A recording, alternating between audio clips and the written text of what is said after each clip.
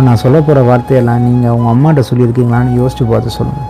அம்மா உனக்கு ஒன்றுமே தெரியாதும்மா, சும்மா இரு, நான் எல்லாம் பார்த்துக்கிறேன். எதுக்குமா இவ்வளோ கேள்வி கேட்குறேன்? நான் தான் பார்த்துக்கிறேன்னு சொல்கிறேன்ல.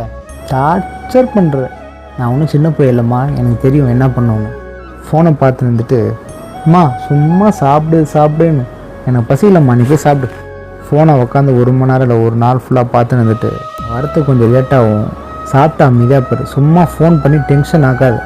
என்னம்மா சின்ன நிமிஷத்துக்கு கூட இவ்வளோ டென்ஷன் ஆகுற? என் லைஃப் எனக்கு பார்த்துட்டு கொஞ்ச நேரம் என்னை ஃப்ரீயாக விடுறியா? ஏம்மா என்னை சும்மா ஃபோன் பண்ணி வெறுப்பேற்றிக்கிட்டே இருக்க?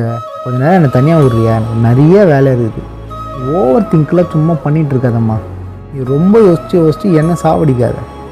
நான் சும்மா வெளியே போகிறேன்னு சொன்னால் போதும். சும்மா எங்கே போகிற, எப்போ வருவ, யார் கூட போகிறேன்னு நொயின்னு டார்ச்சர் பண்ணாதம்மா. போதுமா, கொஞ்ச நேரம் என்னை நிம்மதியாக இருக்க விட்றியா? இப்படி தினமும் உங்களை பற்றி யோசிச்சுக்கிட்டு உங்களை வெறுப்பேற்றி டார்ச்சர் ஆக்கி நொய்ன்னு சொல்லிகிட்டே இருக்கிற குரல் ஒரு நாள் இல்லாமல் போயிடுச்சுன்னா அன்றைக்கி தான் உங்களுக்கு அதோட உண்மையான கஷ்டமே தெரியும்.